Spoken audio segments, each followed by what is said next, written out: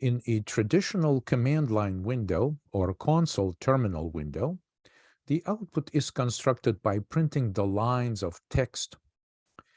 In such case, all output appears to be static, predictable, and is quite boring.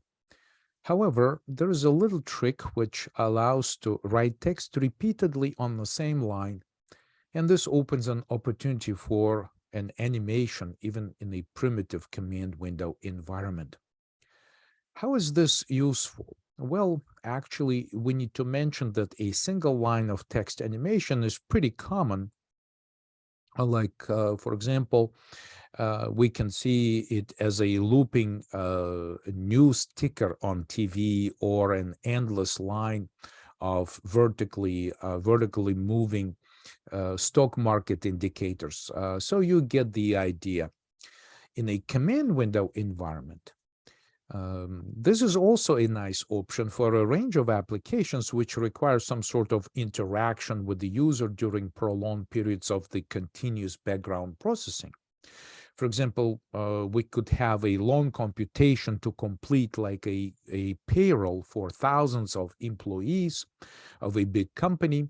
And while the program is doing lots of number crunching and processing millions of values in computer memory, it's nice to indicate to the user a percent of completed work, like a progress bar.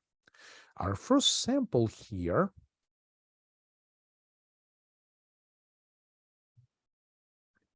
named video 14.1 animation, and I will now create a split view using this handle down here. You can pull down inside Visual Studio to create a split view of like two portions of the same file.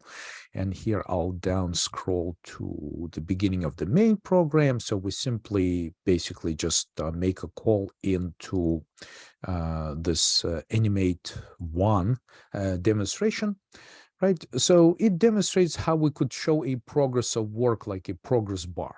Well, let me actually run it in my command window so you can see what it does. I'm just going to use full path here and paste it. And you know that my command window is integrated with Python environment. So I simply, like every time I enter a .py file, it invokes the interpreter. And so Python starts executing the script. Okay, so I just hit the enter key. And you can see that this is just outputting this supposedly a big number, like 100,000, and it just prints everything on the same line.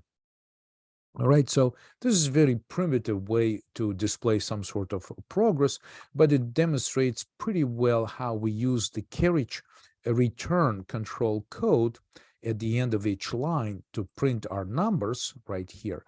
And the result of this is that it just makes it possible to animate the content because instead of advancing to the next line, the carriage return moves the cursor back to the beginning of the line, and we have an opportunity to print everything on the same line. So whatever we output appears to be animated as we move forward.